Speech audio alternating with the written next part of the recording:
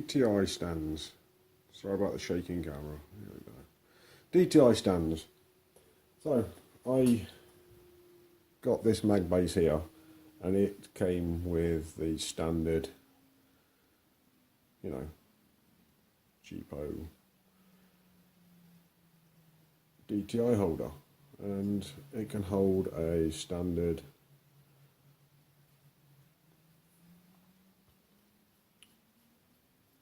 mount.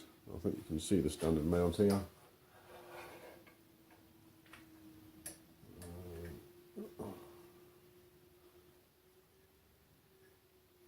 Holds a standard mount. Can we see that? Yeah, of course, we took it straight out of frame. So this nut here comes off.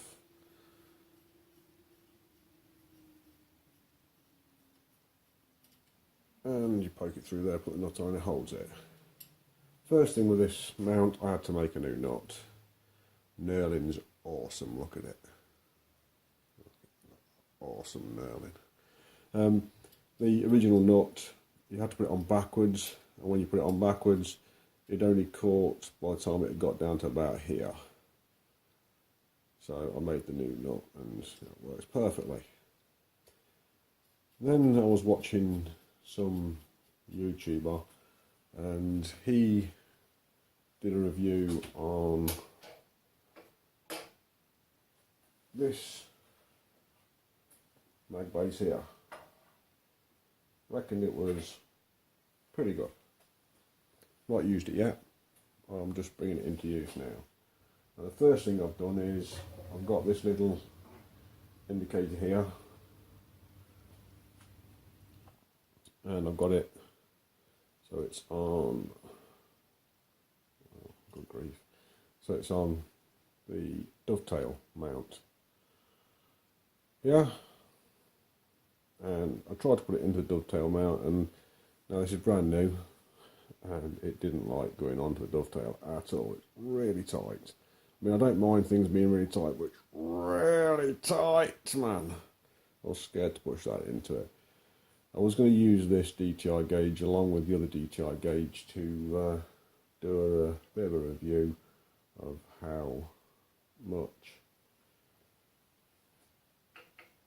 force these can handle. Can these take the spring force of a DTI gauge without deflecting? Can I do that without having any deflection there? So give me a second. I'm going to set up another DTI gauge, a 2-inch DTI gauge in this one. I'm going to put this DTI gauge at the back of this one. We'll see if activating or just bringing the spring pressure up on the DTI gauge causes these to flex at all. I think it does, which is quite critical, because if you get an undulation like this, the spring force coming off can give you lots of false readings, but we'll see.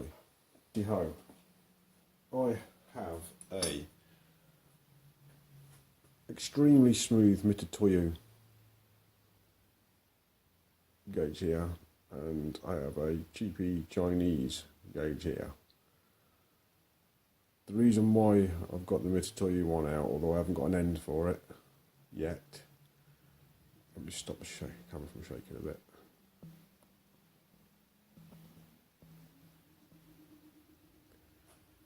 Okay, the reason I've got the Mitutoyo one out because it's extremely smooth. So when I touch the Mitutoyo, I'm getting 3/1000, 3/100. And every time I touch it, I'm getting 1/100,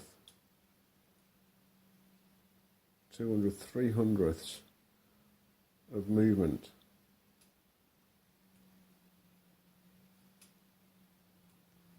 That's a considerable amount of movement. Let's see if we can tighten this gauge up anymore. I'm going to really crank on it now. So it's really cranked on now. Let's get all the end bit out of this. I'm sure you can see the needle movement of me touching that, but you've got to expect that. But when you're taking a measurement,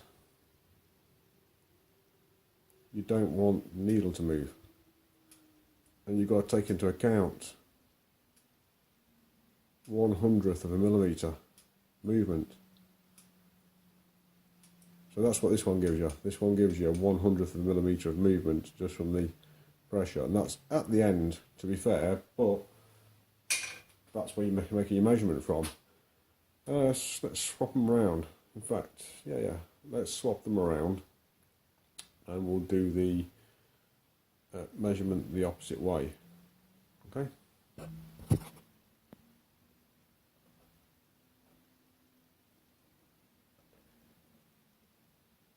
So we've swapped it around,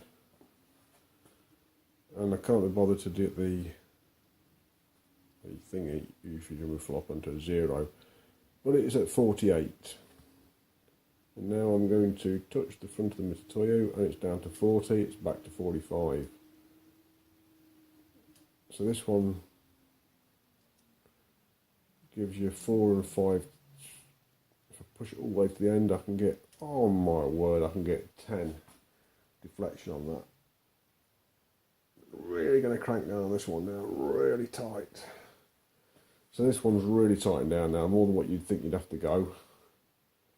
It's at 37 and a half. Just going to push it a little bit, let it settle. 36. So it's settling back at 36. If you let it go down violently, it comes down to 38. But let's put some spring pressure on all the way and let it off gently. 36 hundredths of a millimetre.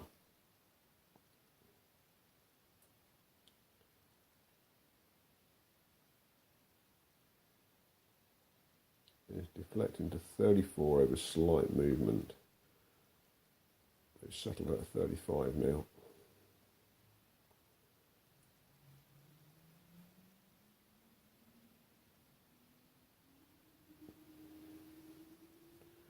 So 5/100ths of a millimetre of movement on this one, 1/100th of a millimetre of movement on this one.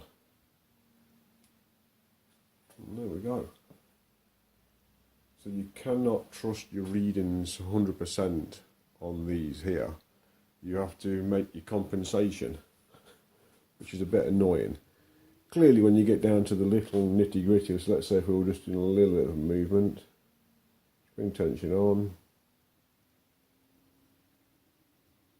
So I'm just doing quick backwards and forwards movements, and it's holding steady. If you keep the spring pressure on, it's very stable. Extremely stable with the spring pressure on, until you put loads more spring pressure on. But in a range of about 5 millimeters, it is stable, to be fair. Very stable indeed. So I haven't tested this one for that, but I'm guessing that one will be stable like that as well. Let's see if I can do that. I don't think I can. The problem is this tip doesn't fit in the Mitutoyo. I think from that you can work out that this one is better than that one. This one cost £6. Didn't come with a magnetic base. This one cost £30. It did come with a magnetic base. I've seen these for less.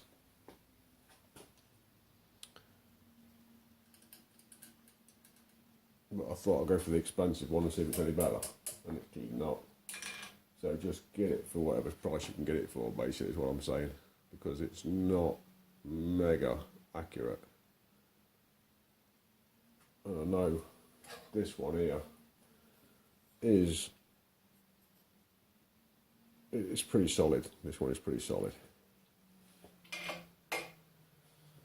So you're sacrificing the rigidity of the steel on steel for the aluminium on fibre on this one, because you've got an aluminium spar with a steel rod going through the centre with a chamfer on the end of it, and then you've got two tapers for the two rods. So this one's got a rod at the centre of it, this one's got a rod up the centre of it. They've both got the chamfers on the end of them.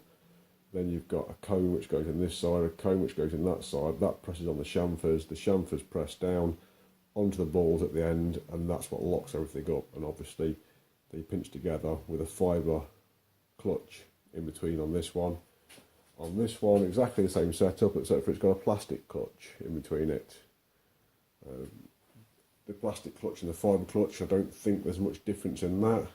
This clutch has got a miles bigger surface area, so even if the fibre was better, because that's so big, it's going to be as good, if not better. This one looks better, feels like plastic. The paint on it, when you pick it up, you think it's plastic, but it's actually cast aluminium or die cast. Crappy aluminium, you know, that die cast stuff. And it looks really, yeah, it looks okay. A bit plasticky, but it looks okay. The ends, they leave a lot to be desired.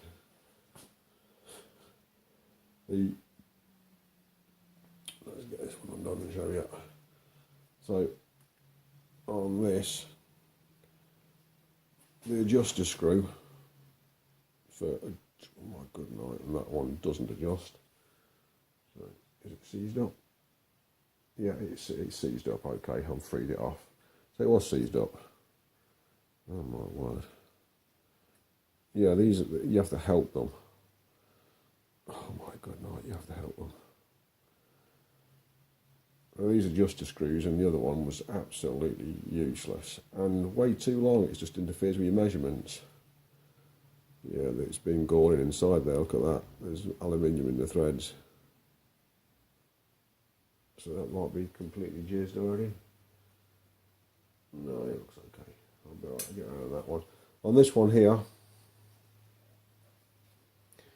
I've took it out. Can we show it?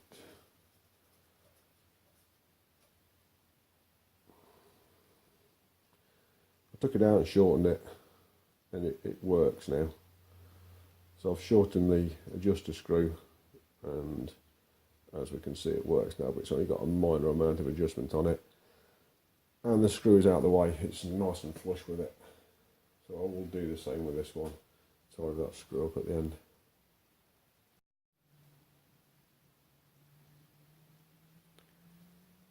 You are looking at DTI gauge stand with a DTI on it. It is against the tool block, which is just here. You can see the back end of the tool here. It's on the new stand, the new mount I've just made here. It's bolted down now, the new mount is.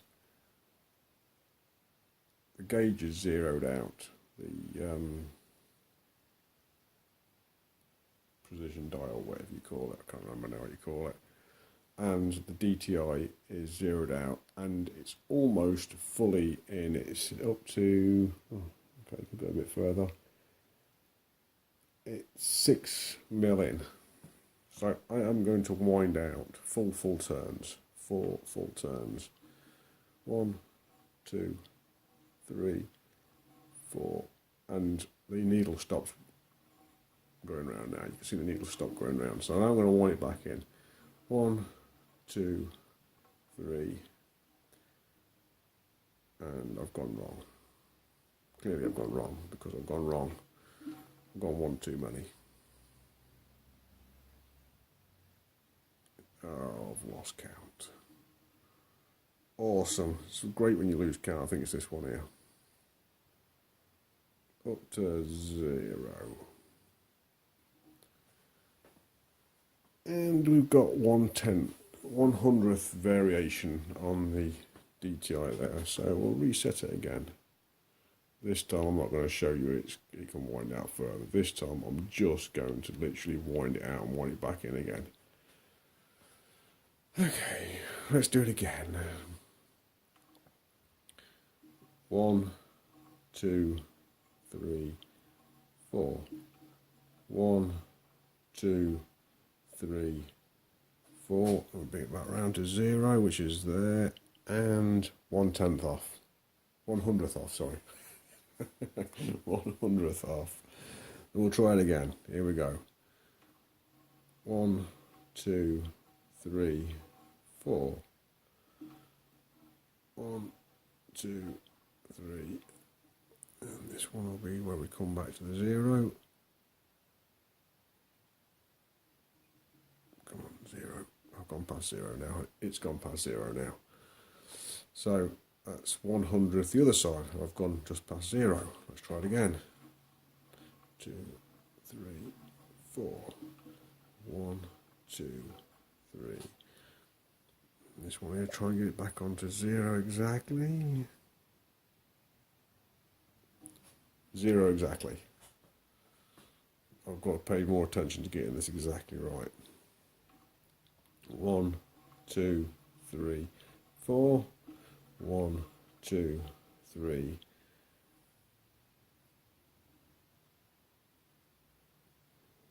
4. A bit further, come on. Just need to. Come on, just go that bit further. It's a bit too far. And not quite.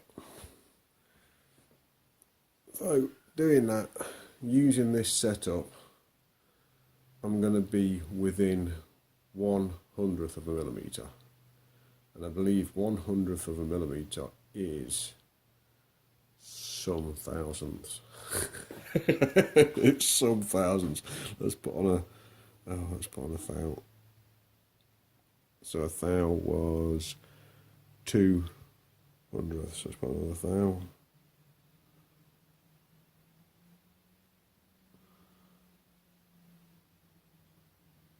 Two and a half hundredths. Let's put another thou.